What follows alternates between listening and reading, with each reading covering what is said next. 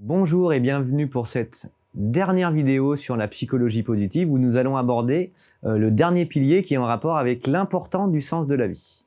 Donc, pour rappel, on est sur le modèle PERMA qui a été défini par Martin Seligman pour favoriser le bien-être et le fonctionnement optimal des individus. Pour comprendre la notion de sens de la vie, on fait souvent appel finalement au concept de matérialisme. Si on regarde l'assertion qui est partagée par la plupart des individus dans la vie de tous les jours, l'argent ferait le bonheur finalement. Mais on se rend compte dans le schéma qui est indiqué ici pour vous que c'est pas vraiment le cas. Si on regarde d'une manière grossière, on voit que le PIB, donc GDP en anglais, mais le PIB, donc la richesse d'un individu à l'intérieur d'un pays, va augmenter finalement d'une manière relativement cohérente avec le niveau de satisfaction de vie. Mais en fait, avec plus de détails, on se rend compte que c'est principalement vrai pour différencier les pays où il y a des grosses difficultés finalement économiques, des grosses difficultés sociales, des grosses difficultés en termes de sécurité, avec les pays qui vont être finalement plutôt occidentaux et où du coup le développement s'est fait d'une manière plus avancée. Dans les pays occidentaux, on se rend compte que augmenter son salaire n'augmente pas le niveau de vie, en tout cas n'augmente pas, le niveau de bien-être des individus. Et donc on va être vraiment centré sur, effectivement, est-ce que c'est utile de gagner plus d'argent quand on a suffisamment d'argent pour avoir un toit sur la tête, être capable de nourrir sa famille de manière cohérente, et puis du coup, en termes de sécurité, être relativement à l'aise par rapport à ça. Donc si on regarde la littérature par rapport à ça, ça renvoie souvent à la notion du paradoxe d'Esterlin. Donc qu'est-ce que c'est? C'est l'idée de dire que finalement le PIB a augmenté drastiquement par exemple depuis le début des années 50 et pourtant le niveau de satisfaction de vie, le niveau de bien-être des individus, lui, est resté un petit peu près plat. Si vous regardez, c'est le schéma qui est ici. Autrement dit, même si en 50 ans on a plus que doublé le PIB, quasiment triplé le PIB, le niveau de bonheur, lui, est resté le même. Donc une hausse du PIB ne se traduit pas nécessairement par un niveau de bien-être qui est bien plus élevé. Pourquoi? On pourrait se poser la question. Premier élément, on s'est rendu compte aussi qu'à moyen terme, les courbes se suivent entre les crises économiques et le niveau de bien-être.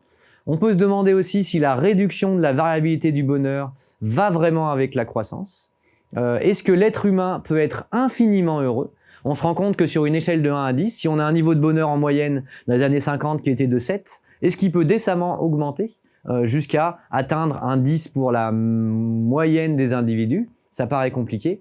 Et là où c'est aussi compliqué, c'est de comparer peut-être un niveau de bien-être dans les années 50 avec un niveau de bien-être dans les années 2000. Est-ce qu'on parle du même bien-être? Est-ce que du coup le sens de la vie est identique à deux périodes drastiquement différentes? Donc il existerait aussi des mécanismes atténuateurs pour expliquer que le PIB augmente alors que le niveau de bonheur n'augmente pas. En termes d'adaptation, je m'habitue finalement assez facilement à mon niveau de bonheur. On a des études qui sont assez sympas qui ont été faites avec des personnes qui gagnent au loto. Donc des personnes qui vont gagner le gros lot, donc minimum 2,5 millions, et on regarde finalement comment ça se passait en termes de niveau de bonheur avant d'avoir gagné au loto et après d'avoir gagné au loto. Je suis persuadé que si je vous demandais si vous pensez qu'avec 2,5 millions de plus sur votre compte, vous seriez plus heureux, il existe une grande certitude chez les individus que, a priori, c'est le cas. Eh bien, les études scientifiques démontrent clairement le contraire. À court terme, effectivement, ça fonctionne, mais à moyen ou à long terme, finalement, on n'a pas une augmentation du niveau de bien-être. Pourquoi? Parce que la manière de dépenser les sous est beaucoup plus importante que les sous que je vais avoir. Et donc, le sens que je vais donner à ma vie va être beaucoup plus importante. Deuxième élément pour expliquer en termes de mécanisme atténuateur, on va être sur la notion de comparaison sociale. C'est l'effet relatif, c'est l'effet petit poisson dans un grand bassin ou grand poisson dans un petit bassin. Si finalement je me compare avec d'autres personnes qui ont un niveau de bonheur particulièrement élevé, alors je vais me dire « Ah, je suis pas très heureux dans cette société-là ». À l'inverse, si je me compare avec des gens qui ont un niveau de bonheur qui est particulièrement faible, je vais avoir l'impression que mon niveau de bonheur est plutôt bien élevé. Alors qu'en fait, j'ai le même niveau de bonheur. Et donc, c'est aussi ce qui peut expliquer la relativité du bien-être entre les années 50 et les années 2000. Si on avance un petit peu sur cette relation entre les revenus et le bien-être, certaines études, comme ce que je vous montre ici sur ce graphique, vous montrent finalement une comparaison entre le bonheur actuel par rapport au salaire des individus, donc le salaire annuel, et puis le bonheur qui serait prédit. On se rend compte que en termes de prédiction, c'est la courbe qui est un peu plus grasse en noir, on indiquerait que plus j'ai un niveau de bien-être qui est élevé, plus j'ai un niveau de revenu qui est élevé. Mais en fait, dans la réalité, c'est pas le cas. Même pour des revenus qui sont très modestes, inférieurs à 5 000 $, c'est des études américaines, donc 5 000 $ par an, ce qui fait 600, 700 $ maximum par mois. Et ben du coup, je vais avoir un niveau de bonheur qui est comparable finalement à quelqu'un qui va gagner 15 ou 20 000 $ par an. Alors il y a une petite relation, mais c'est un petit peu comme tout à l'heure par rapport aux pays développés. Il me faut suffisamment de sous pour finalement vivre décemment et du coup avoir une vie qui est cohérente, mais au-delà de ça, gagner plus ne me rendra pas plus heureux. Et c'est vraiment la façon de dépenser qui va être importante. Donner aux autres, comment j'utilise finalement mes revenus pour trouver du sens à ma vie par rapport aux relations positives par exemple, pour faire un lien avec un autre pilier. Donc est-ce que la croissance à tout prix est vraiment faisable? Money does matter. A priori, au-delà d'un certain seuil, c'est pas vraiment possible. La croissance, on se rend compte que, du coup, on ne peut pas augmenter indéfiniment le niveau de richesse des individus, et ça va pas augmenter finalement leur niveau de bonheur. Une autre étude qui est assez marrante, qui a été mise en place par Potavi en 2007, explique finalement que une augmentation de 85 000 livres sterling par an revient à passer de voir ses amis de une fois par mois à une fois par semaine. Et donc, pour faire le lien avec finalement ce qu'on a vu sur les relations positives, c'est beaucoup plus important de donner du sens à sa vie en étant proche finalement des personnes qui sont proches de notre point de vue. Si je vais pour un travail traverser l'Atlantique et aller travailler aux États-Unis et que je ne vois plus ma famille, que je ne vois plus mes enfants, que je ne vois plus ma femme, quel intérêt de gagner plus de sous? C'est un petit peu l'idée derrière cette étude-là. Finalement, le sens que je vais donner à les relations que je vais avoir avec les autres va vraiment avoir beaucoup plus d'importance que le revenu que je peux gagner à l'intérieur d'une année. Et donc, on arrive vraiment à la notion de sens de la vie. L'être humain a besoin de sens pour définir des buts à court terme, à moyen terme et à long terme. Et c'est ce qui permet vraiment, c'est ce qui émoustille dans la vie, c'est ce qui permet d'avoir un intérêt et d'avoir une vie engagée et pleine de sens. Ceux qui sentent que leur vie a du sens ont plus d'émotions positives dans leur quotidien. Je sais pourquoi je me réveille le matin et du coup, je vais avoir plus facilement la banane. Je suis intéressé et du coup, c'est l'effet boule de neige. Je vais développer une communauté qui va être beaucoup plus positive autour de moi et donc des relations positives. Et là, on voit une interaction entre les piliers qu'on a vus jusqu'à présent.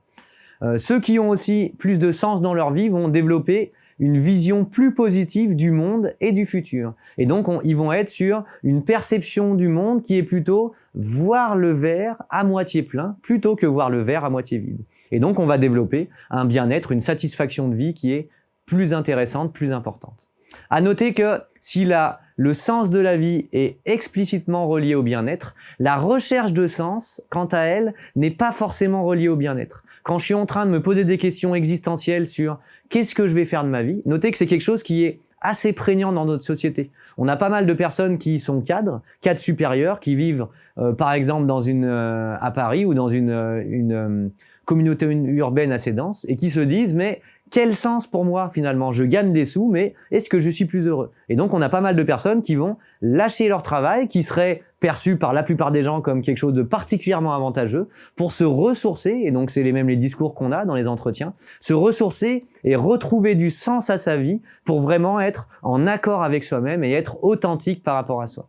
Et donc, on est vraiment sur la recherche de sens ne permet pas d'atteindre le bien-être. Par contre, une fois que j'ai trouvé du sens à ma vie, je m'imprègne de ça et je vais développer mon bien-être et mon fonctionnement optimal. Donc, quelles sont les sources du sens de la vie? On se rend compte que les individus, finalement, peuvent trouver du sens dans des activités qui peuvent être créatives, qui peuvent faire une différence. Certains vont trouver du sens par rapport à leur travail. Donc l'activité professionnelle n'est pas nécessairement à voir comme quelque chose qui est contre-productif. Et on est vraiment, pour certains, c'est quelque chose qui va donner, qui va faire sens dans leur vie. Et du coup, ils vont avoir la banane et être heureux d'aller au quotidien dans leur travail. Faire l'expérience du beau, du bon et du vrai est aussi fortement relié à la notion de recherche de sens. Certains ont besoin de se rapprocher de la nature et d'être au contact de la nature dans leur quotidien, de toucher la terre, d'être au contact de paysages, à la montagne, à la mer, qui leur montre que j'appartiens finalement à quelque chose qui est beaucoup plus vaste, beaucoup plus grand que moi. D'autres vont trouver du sens dans le fait d'être en relation avec les autres et donc vont se dévouer aux autres, ou en tout cas vont passer beaucoup de temps à prêter attention et à être empathiques vis-à-vis des autres. Et d'autres vont trouver du sens dans leur vie lorsque leur vie sera imprégnée d'authenticité par rapport finalement à une spiritualité, ou alors à être sur une approche un petit peu plus scientifique par rapport à ça. Ce qui compte vraiment, c'est, indépendamment de comment les gens trouvent du sens à leur vie, moi, comment en tant qu'individu, et du coup même notre société, comment de manière collective, quel sens on donne à notre parcours et à notre existence pour vraiment favoriser le fonctionnement optimal et le bien-être des individus. Je vous remercie de votre attention et du coup je vous rappelle que cette vidéo clôture la partie sur la psychologie positive, et je vous invite à venir me rejoindre sur la plateforme à distance pour connaître et découvrir le nouveau chapitre du cours sur la psychologie.